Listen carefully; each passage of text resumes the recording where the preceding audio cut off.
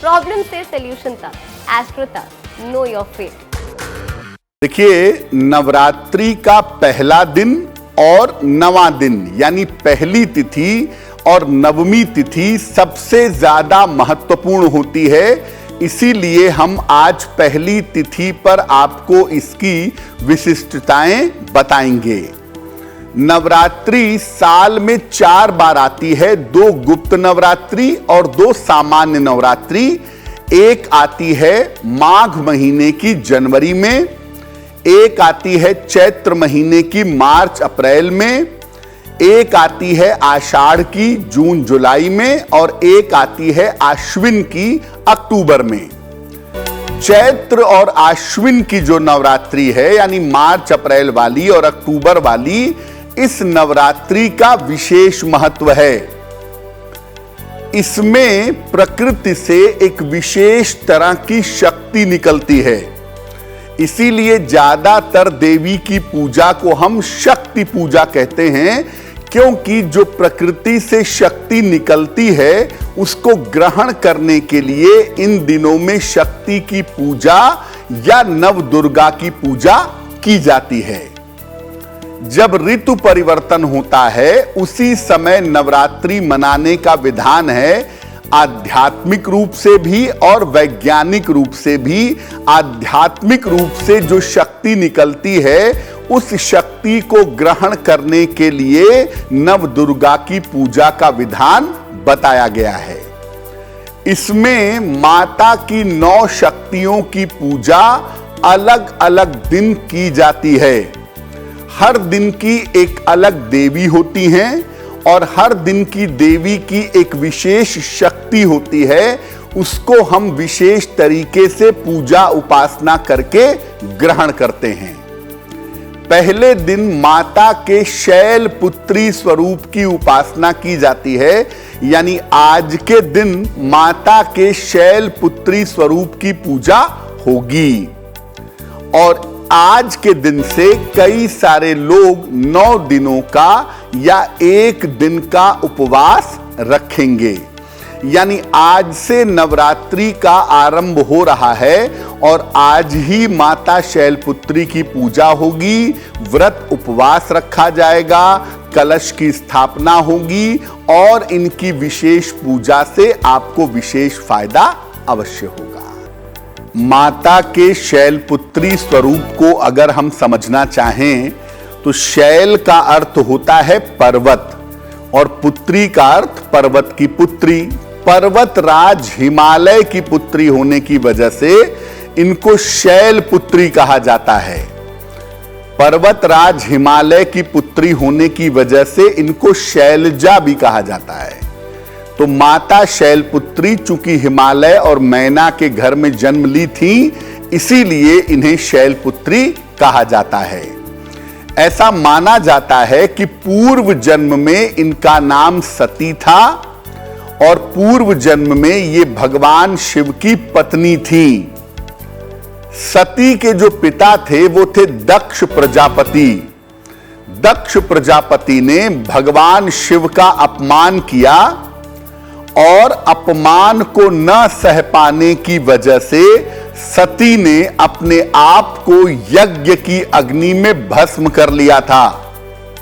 उसके बाद की कथा बड़ी लंबी है।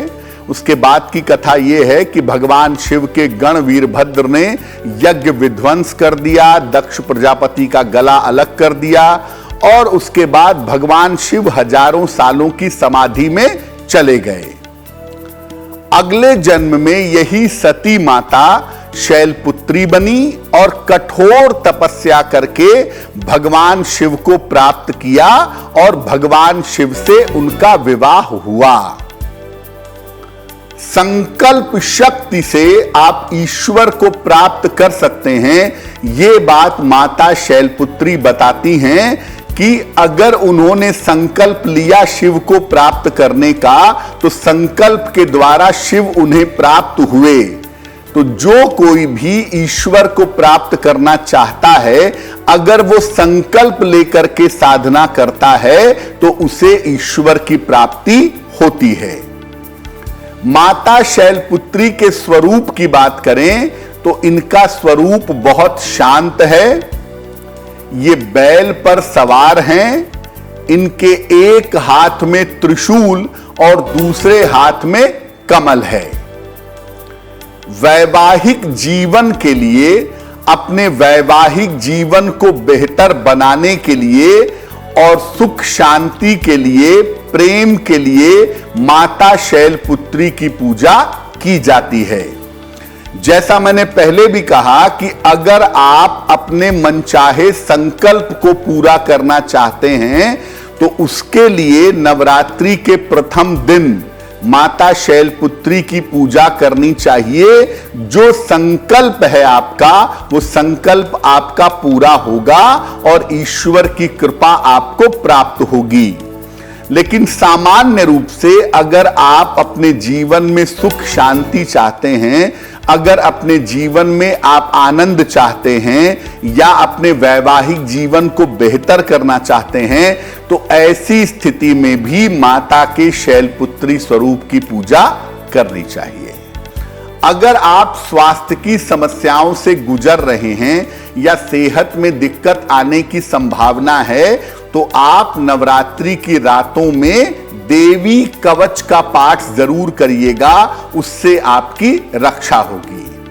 अब अगर आप इतनी लंबी चौड़ी स्तुति, सप्तशती ये सब नहीं पढ़ पाते, तो आप कम से कम इतना जरूर करें कि आप दुर्गा चालीसा पढ़ लें, या मां दुर्गा का बेसिक मंत्र है, मूल मंत्र है ओम दुंग दुर्गाय नमः, ओम दुंग दुर्गाय नमः, इस मंत्र का जप कर लें। या दुर्गा माता का नाम भी एक मंत्र है, नाम मंत्र है, तो आप दुर्गा दुर्गा दुर्गा दुर्गा इस नाम का भी जप आप कर सकते हैं 108 बार और ज्यादा बार। तो अगर आप ऐसा करते हैं तो आपके लिए बेहद शुभ होगा। और मध्यरात्रि की पूजा अगर आप नवरात्रि में कर रहे हैं और किसी वरदान के लिए प्रार्थना कर रहे हैं, तो वो बात अवश्य ही स्वीकृत होगी और आपकी कामना पूरी होगी। एक बात और बड़ी महत्वपूर्ण है, देखिए हर दिन के देवी का एक अलग भोग होता है और वो भोग विशेष माना जाता है। ऐसा मानते हैं कि वो भोग लगाने से कामनाएं पूरी होती हैं। माता शैलपुत्री को गाय के दूध से बना हुआ घी, गाय के दूध से बना हुआ शुद्ध घी समर्पित करना चाहिए और बाद में उसको प्रसाद रूप में ग्रहण करना चाहिए। अगर आप माता शैलपुत्री को गाय के दूध से बना हुआ घी अर्पित करके और बाद में उसे प्रसाद रूप में ग्रहण करते हैं, तो इससे आपकी मनोकामनाएं पूरी होती हैं। तो पहले दिन का जो भोग है वो गाय के दूध से बना हुआ शुद्ध घी है। लेकिन जो मुख्य बात आपको समझनी है वो ये समझनी है कि माता शैलपुत्री संकल्प की प्रतीक हैं, संकल्प शक्ति की प्रतीक हैं। उन्होंने जीवन में संकल्प लिया कि बरऊं न शंभु तो रहूं कंवारी, यानी अगर शिव जी से विवाह नहीं हुआ तो मैं विवाह नहीं करूंगी, इतना मजबूत उनका संकल्प था। तो अगर आपको कहीं से भी लगता है कि जीवन में आपकी संकल्प शक्ति कमजोर है, आपने कोई संकल्प लिया है, कोई प्रण लिया है, वो प्रण वो संकल्प आपका पूरा नहीं हो पा रहा है, तो नवरात्रि के प्रथम दिन यानी आज के दिन आप पूजा जरूर करिएगा। आपकी संकल्प शक्ति काफी मजबूत होगी और काफी बेहतर होगी। इस एड को स्किप करना तो बहुत मुश्किल है, पर लाइफ की प्रॉब्लम्स का सलूशन ढूंढना आसान। प्रॉब्लम से सलूशन तक, एस्ट्रो तक, नो योर फेट।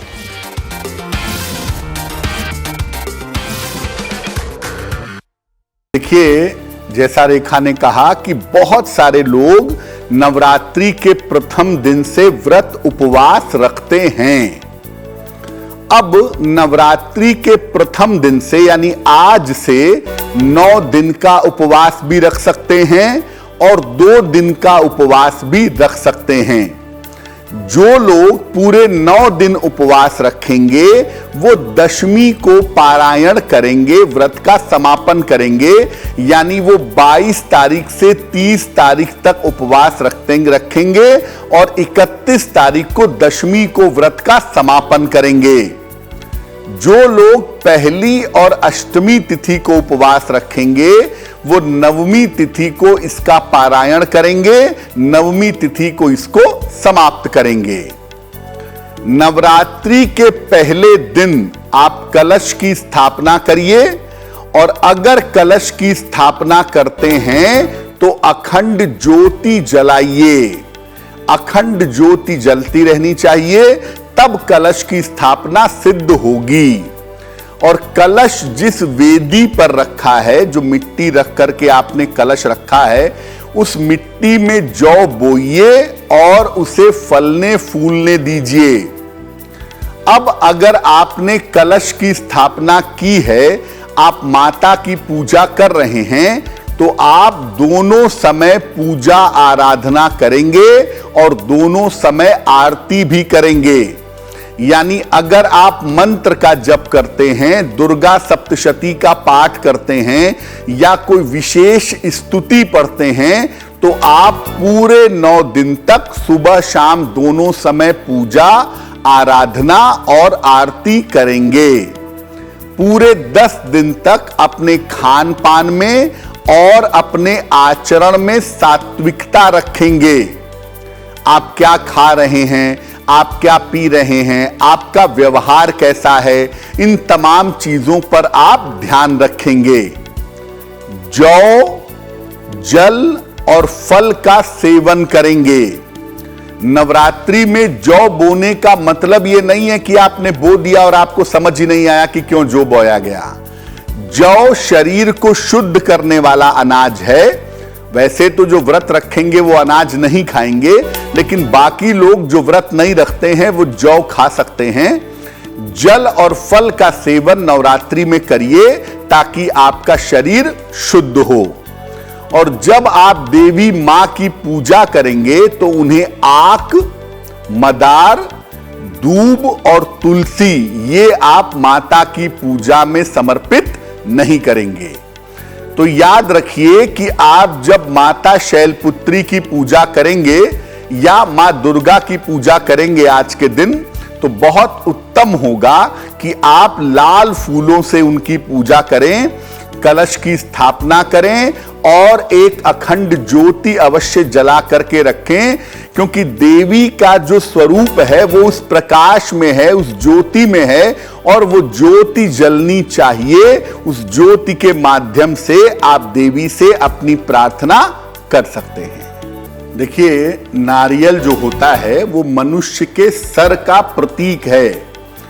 आपने अपने आप को देवी को समर्पित कर दिया। ये कलश और नारियल इस बात का प्रतीक हैं। कलश आपका शरीर है और कलश के अंदर का जल आपका मन है। उसी तरह से नारियल आपका मस्तिष्क है और नारियल के अंदर आपकी आत्मा है। तो आपने अपने शरीर को, अपने मन को, अपने सर को, अपनी बुद्धि को सब देवी को समर्पित कर दिया है और आप देवी से प्रार्थना कर रहे हैं कि वो आपके जीवन का भार स्वीकार करें और आपको भक्त के रूप में स्वीकार करें। इसीलिए हम कलश स्थापित करते हैं और कलश के मुख पर मौली बांध करके या रक्षा सूत्र बांध करके एक नारियल भी रखते हैं। ये नारियल पूरे 9 दिनों तक कलश के ऊपर रखा जाता है और नवमी समाप्त होने के बाद दशमी के दिन इस नारियल को तोड़ करके उसके अंदर की गिरी को प्रसाद के रूप में ग्रहण किया जाता है।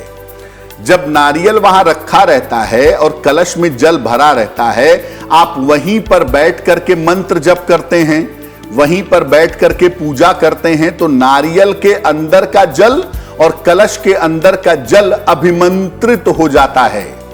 इसीलिए नवरात्रि समाप्त होने के बाद कलश के जल को पूरे घर में छिड़कना चाहिए और नारियल तोड़ करके उसे प्रसाद रूप में ग्रहण करना चाहिए, क्योंकि उसके अंदर बहुत ज्यादा शुभता आ गई होती है और उसको ग्रहण करने से देवी की विशेष कृपा मिलती है। आपके अंदर अगर किसी भी तरह की नेगेटिव एनर्जी है तो वो ऊर्जा समाप्त होती है। देखिए, सामान्य लोग अपने घर में माता दुर्गा की पूजा करते हैं, वो अलग अलग स्वरूपों में नहीं जाते हैं कि आज माता शैलपुत्री की पूजा करें, फिर माता ब्रह्मचारिणी की पूजा करें। लोग सामान्यतः दोनों समय माता दुर्गा की ही पूजा करते हैं और उसमें भी कोई गलती नहीं है, लेकिन अगर आप स्वरूप को समझ करके उनकी पूजा करें तो आपको विशेष लाभ होगा।